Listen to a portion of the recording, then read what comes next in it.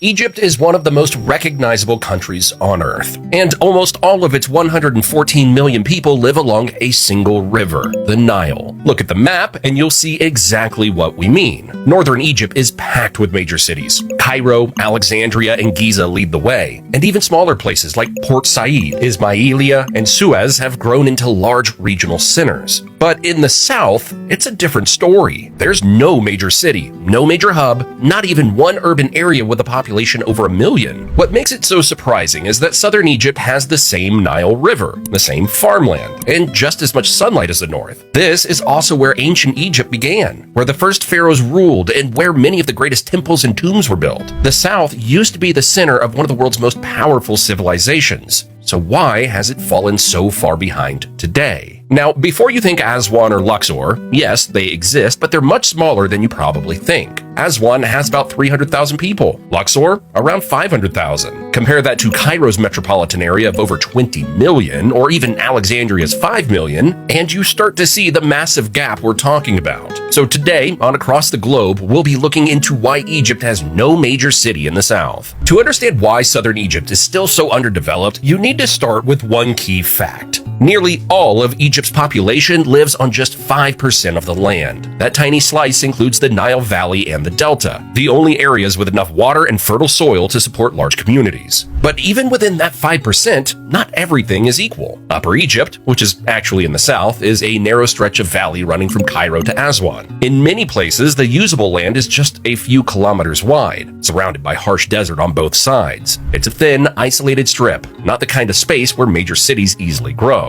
Here's one way to look at it. Northern Egypt opens into the wide, green Nile Delta that fans out toward the Mediterranean. Plenty of room to build and grow. But southern Egypt is stuck in a narrow valley with little space to expand. The first cataract at Aswan marks the southern edge of Egypt, and beyond that is Sudan. There's no coastline, no wide floodplain, and almost no flat land for cities to spread. The desert rises sharply on both sides of the Nile, and there's basically just one road and one railway running through the region. If you try to build beyond the river, you run straight into empty, unlivable desert. Now compare that to Lower Egypt, where the wide Nile Delta offers multiple river branches, plenty of farmland, and direct access to the Mediterranean Sea. Cities in the north have space to grow in all directions, build different kinds of economies, and stay connected to global trade. Geography alone starts to explain why the south feels so limited, but it's only part of the story. Geography plays a big role, but history is just as important. And throughout Egypt's past, one pattern stands out. Power has almost always been centered in the north. So with that said, here's something that might surprise you. Ancient Thebes, modern-day Luxor, was actually Upper Egypt's glorious New Kingdom capital. For centuries, this is where pharaohs ruled from, where massive temples were built, where Egypt's golden age thrived. The south wasn't always the forgotten region. But here's the pattern that changed everything. Almost every successive power chose northern seats of government. Memphis, Alexandria, and eventually Cairo under Ottoman rule. Ruler after ruler based themselves in Lower Egypt. This wasn't just about personal preference, it was about practical power. The north offered better access to trade routes, easier connections to the Mediterranean, and that crucial delta region we talked about earlier. When the Arabs conquered Egypt in 641 AD, they built Fustat, the city that would eventually become Cairo. It started as a military base, but quickly grew into the center of Islamic Egypt. That decision shaped the country for centuries. Colonial powers kept the focus in the north, and modern Egypt continued the same pattern. Today, almost every major road and rail line in Egypt leads out from Cairo, like spokes on a wheel. Over time, nearly all national projects, from government buildings to universities and airports, have been built in the north. Upper Egypt, by contrast, was left with small towns and farming villages. It wasn't just overlooked, it was left out of the country's major development plans. The north has Mediterranean coastline connecting to global trade, the broad Nile Delta where multiple cities can expand, and Cairo's strategic location where the narrow valley opens into the delta. Meanwhile, southern Egypt is landlocked, squeezed into a narrow valley between deserts, and ends at Sudan's border with limited expansion potential. When deciding where to locate major institutions,